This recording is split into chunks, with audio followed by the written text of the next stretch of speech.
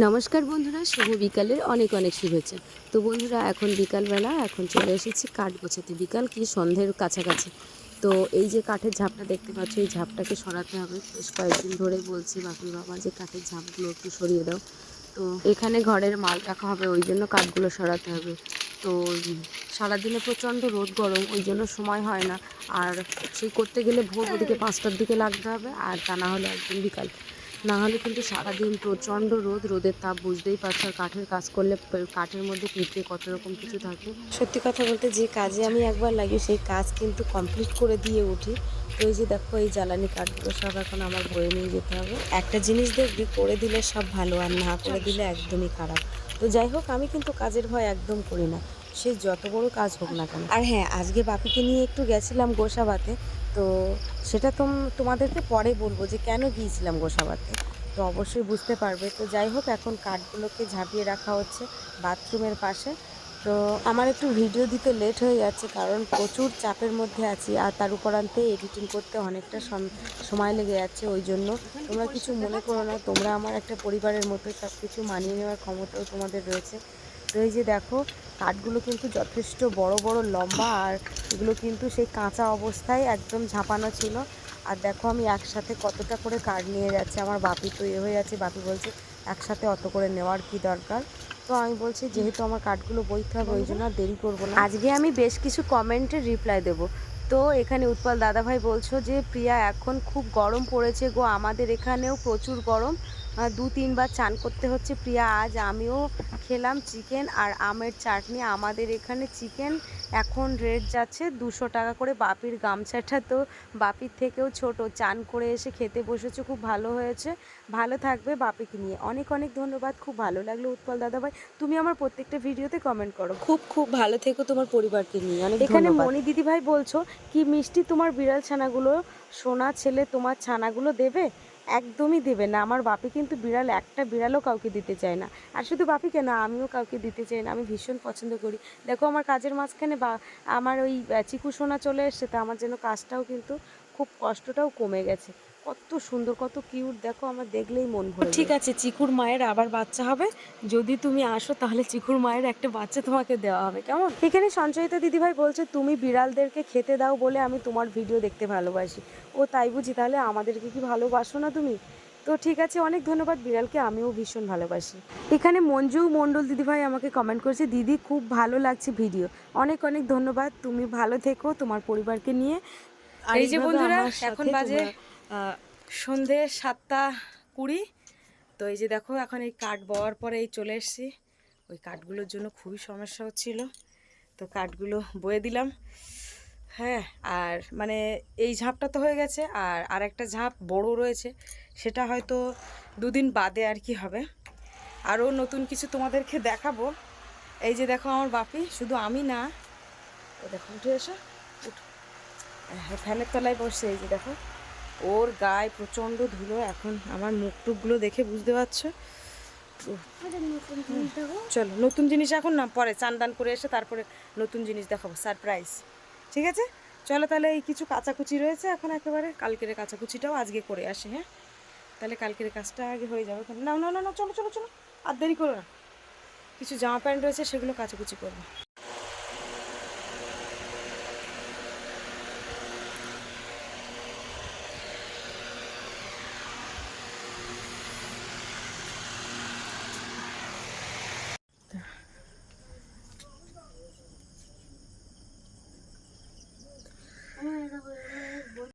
বলতো মা বলছে একটু পরে চান করবে, এখন থালা বাসন মাজতে হবে। মা একটু মুখটা দেখো। হ্যাঁ, মুখ দেখতে হবে না।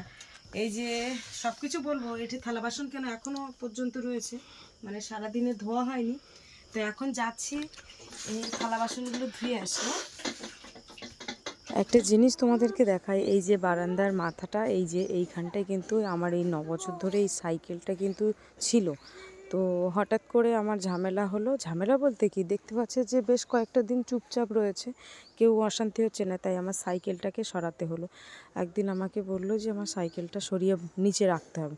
তো আমি বললাম কেন নিচে রাখবো কেন, তাহলে আমার ঘরের সামনে রাখি। মানে এতটাই ইয়ে হয়ে গেছে, বুঝতেই পারছো। ফ্রেশ হয়ে চলে এসেছি। ওই যে আমার বাপিও স্নান করেছে, আমি করেছি, পুরো মাথা টাথা ভিজিয়ে এখন এই চুলটাকে আঁচড়াচ্ছি। তো তোমাদেরকে বলেছিলাম যে একটা সারপ্রাইজ আছে। তো সারপ্রাইজটা কি তোমরা অবশ্যই হয়তো জানতে পেরেছো শর্ট ভিডিও দেখে। তো বাবাই এসো, বন্ধ করো দেখি তোমার তোমার সারপ্রাইজটা একটু বের করো তো। এই যে দেখো বাবা, দেখি মাথাটা আঁচড়ে দিই। বসো।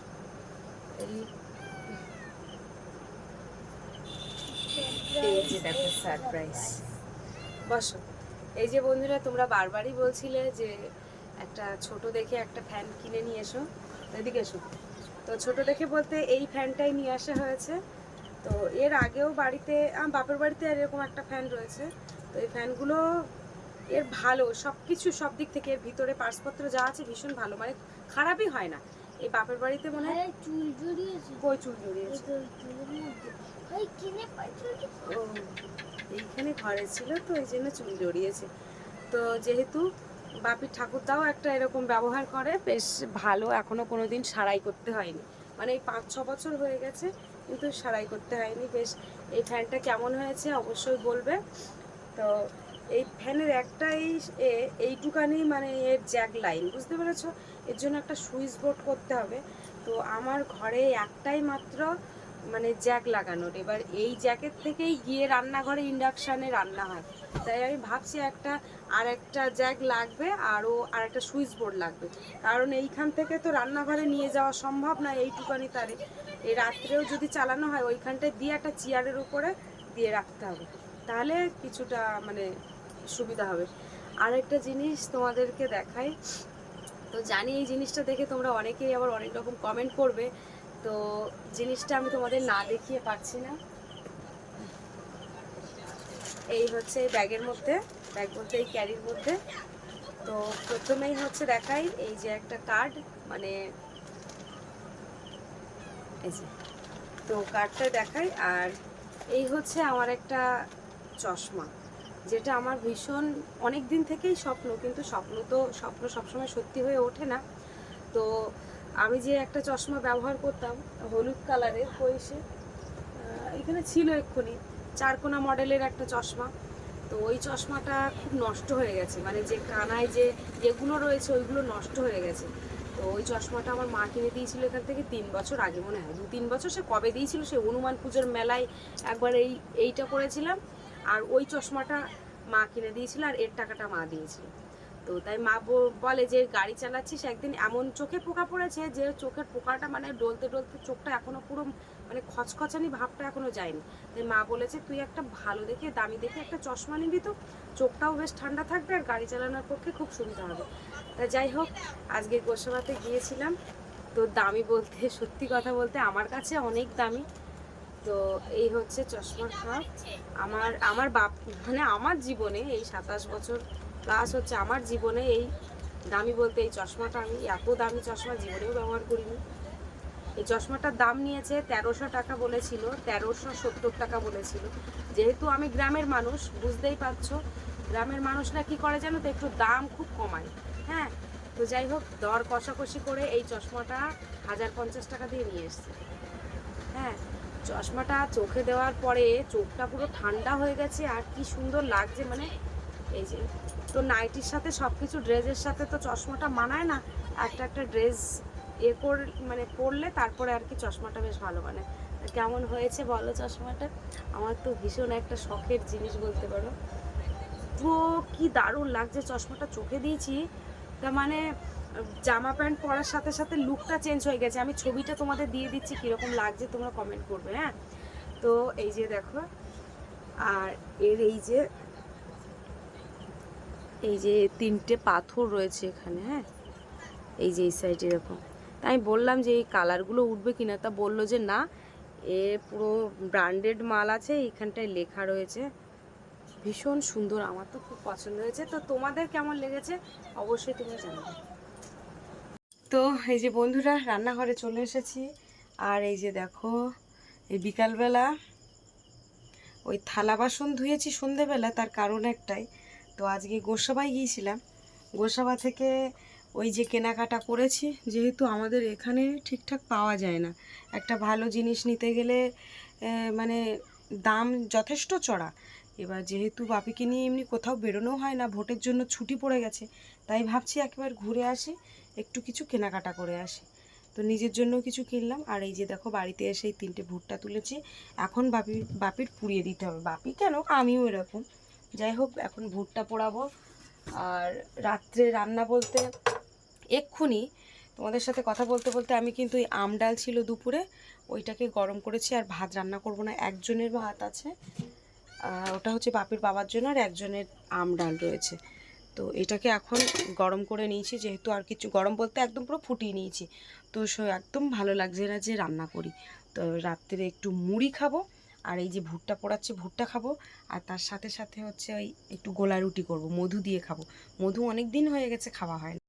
এই যে এখন এই 3টেকে এইখানে বসালাম। তো ভুট্টা বেশ একটা আমার কাছে, সত্যি কথা বলতে আমি ভীষণ পছন্দ করি। এই জ্বালিয়ে দিলাম, মানে এবার ভীষণ কচি এগুলো, তোমরা দেখে বুঝতে পারছো। দানা কিন্তু এখানে খুব কম কম হয়েছে। এই দেখো এখানে লেবু কেটে নিয়েছি, আর এই যে লবণ। আবার যেন ভেবো না এই জায়গাটা খুব নোংরা, এইগুলো সব পরিষ্কার করে মোছা জায়গা। হ্যাঁ, আমার খুব খারাপ লাগে যখন এগুলো বলো।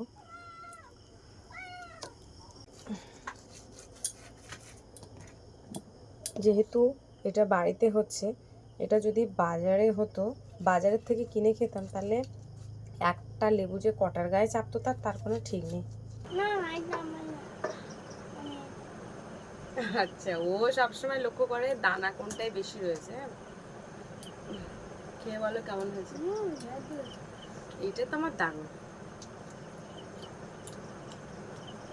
আর কিন্তু নেই কিন্তু গাছে, আবার হবে সে আগের বছর।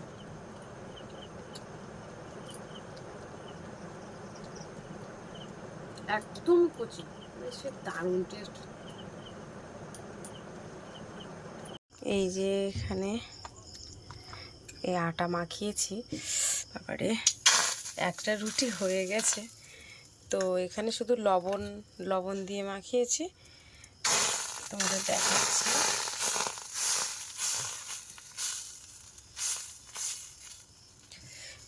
এই যে দেখো রুটিটা গোল করেছি, এবার এরকম একটুখানি বাড়িয়ে দেব। এই রুটিটাকে তুলবো, দেখবে, তারপরে তেল দেবো। আমি এই রুটিটা ময়দা দিয়ে করতে বেশি পছন্দ করি, কারণ ময়দা দেখ কি সুন্দরভাবে উঠে গেল। এবার 4-5টা তেল দেবো, সাদা তেল যেহেতু নেই।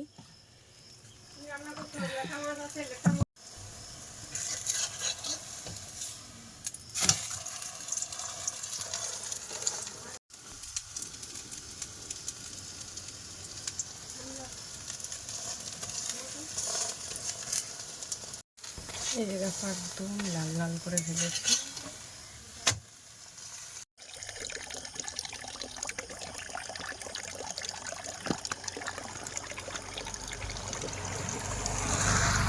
তুই একটা কর।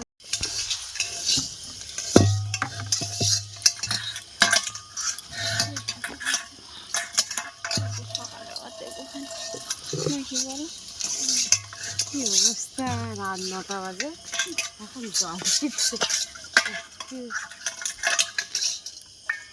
9টা বাজে, 9টা 9। 9।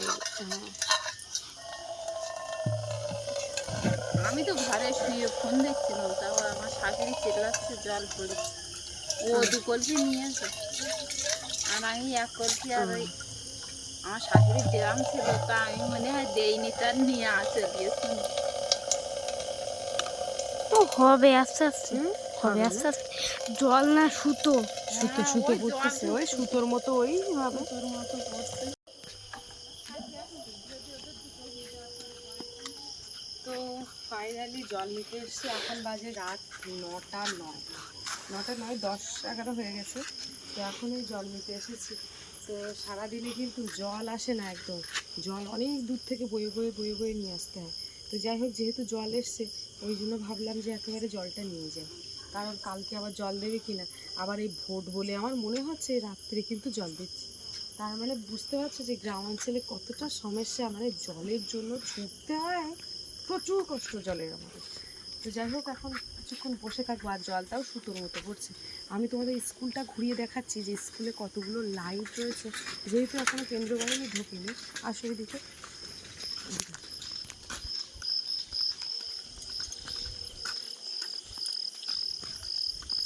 রাত্রিবেলা ওই যে দেখো, ও বাবা দেখা যাচ্ছে কত লাইট। আমার কাছে দেখ, এই যে দেখো এটা হচ্ছে আমাদের দয়াপুর হাই স্কুল। দেখো চারিদিকটা। তারপরে লাইট লাগিয়েছে, সিসি ক্যামেরা লাগিয়েছে, আমাদের স্কুলে তো সিসি ক্যামেরা লাগিয়েছে। আচ্ছা, তোমাদের প্রাইমারিতে লাগিয়েছে তাই তো? হ্যাঁ, আমাদের প্রাইমারিতে 3টে সিসি ক্যামেরা লাগাবে, ও সবে একটা লাগিয়েছে। আচ্ছা, চলো বাবা, আর দেরি করবো না। স্কুলের পাশে যেহেতু আর ভোটের সময় তো বুঝতেই পারছো, এই দেখো এই স্কুল, সব জায়গায় লাইট, সব জায়গায় সব জায়গায়। আর ভোটের সময় তো এখন রাস্তায় একদম টোটালি লোক বন্ধ হয়ে গেছে, একটা দুটো করে যাচ্ছে, যেহেতু জলের সমস্যা, জল যেহেতু পড়ছে ওই জন্য চলে এসছে। আর হ্যাঁ, তোমাদের বলছিলাম ভিডিওতে যে আমার প্রচুর পিঁপড়েও কামড়িয়েছে। কি পিঁপড়ে যে কামড়িয়েছে, আমার হাতটা দেখো, মনে হচ্ছে, এই যে দেখো কীরকম একটা কি অবস্থা, দেখো এইখানটায়। বাবাই দেখে যা, দেখ এই দেখ এই হাতটা, দেখ এই দেখ ওই কিসে ব্যথা, হ্যাঁ জ্বালা করছে, কি যে কামড়িয়েছে কি জানি।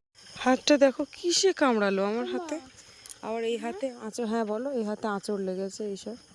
কি বলো, কি বলছো? আমাদের এখানে ভোট 6টার পর থেকে গাড়ি চলে বন্ধ না, 6টার পরের থেকে বাইক গাড়ি সব বন্ধ। দেখো ভ্যান যাচ্ছে। ওই একটা খালি ভ্যান আসছে একদম। তো এই যে দেখো, প্রায় 40 মিনিট লেগেছে শুধু এই কলসিটা ভর্তি হতে। আরে জল খাবো। হ্যাঁ দাঁড়া, আমি এই কলসিটা একটু ধুয়ে দেই, তুই জল দিচ্ছি। 40 মিনিট লাগলো এই কলসি, ঘড়ি ধরে বসে রয়েছি। চলো এইটা নিয়ে বাড়ি দিয়েছি, দিকে নিজের না, এটা বাড়ি নিয়ে যা, ওটা হতে। তো বন্ধুরা আমাদের জোরে বলো। দুটো কলসি হয়ে গেছে, তারপরে বোতল দিয়েছে। বোতল দিয়েছে, এই চড় মারছে, ও ছেড়ে দে, ও ছেড়ে দে, ও অনেকক্ষণ তো দুষ্টুমি করতেছে। তো দেখো এবার জল পুরো সুতোর মতো পড়তেছে। এবার বোতল পাড়তেছি, কটা বোতলও নিয়ে আসছি। তো এখন এই বোতলগুলো যদি হয় তা ভালো, তাও তা হচ্ছে না।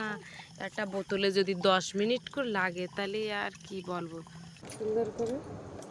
তো এই যে দেখো এখন রুটি সবে নিয়ে বসেছিলাম, তা তার আগের থেকেই তো দেখতে পাচ্ছি কলে জল, সেই জন্য আর যাওয়া হয়নি। সেই যে দেখো মধু কিনেছি, এগুলো হচ্ছে সুন্দরবনের খাঁটি মধু, এই দেখো। তো এখন এই মধুটাকে আস্তে আস্তে খুলতে হবে। মধুটা বেশ কয়েকদিন রেখে দিই, কয়েকদিন না বেশ কিছুদিন রেখে দিলে একটা এমন হয়ে যায়, বোতলটাকে আর মানে বসানো যাচ্ছে না, এমন শক্ত হয়ে যায়। দাঁড়া দাঁড়া, আমি তো এই কালকের খুলে দিয়েছিলাম বলে, ওই দেখো এই কালকের খুলেছি বলে, নাহলে একদম পুরো স্প্রাইট না। হ্যাঁ, তা আমি সেইভাবে সাবধানে খুলেছি, সে স্প্রাইটের মতো একদম ওইরকম হয়ে যায় খুলতে গেলে।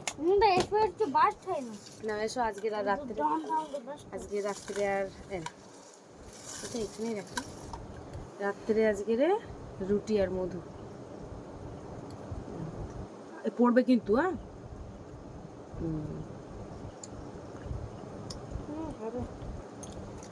হ্যাঁ অনেকদিন থেকে খাবো খাবো করি, তা খাওয়া হয় না। বাপে বলছে ভাত করতে, সবসময় ভাত ভালো লাগে না, যেন মনে হয় একটু রুটি টুটি করে খাই।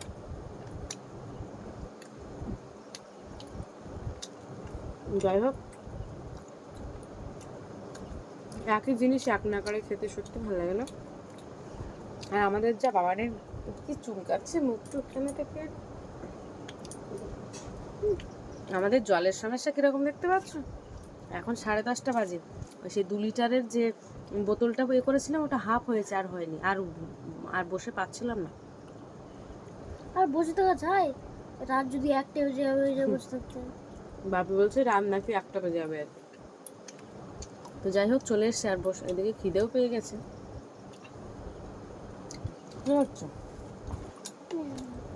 তো বন্ধুরা, আজকে ভিডিওটা তোমাদের কেমন লাগলো অবশ্যই কমেন্ট করে জানাবে। আর ভালো লাগলে লাইক কমেন্ট শেয়ার করবে। আর চ্যানেলে নতুন হয়ে থাকলে অবশ্যই চ্যানেলটিকে সাবস্ক্রাইব করে সঙ্গে থাকবে। আজকে পর্বটা এই পর্যন্ত, দেখা হচ্ছে পরের ভিডিওতে। আর এতক্ষণে আমাদের সঙ্গে থাকার জন্য অনেক অনেক ধন্যবাদ। সবাই ভালো থাকবে, সুস্থ থাকবে, আর আমাদের ভিডিও টাটা।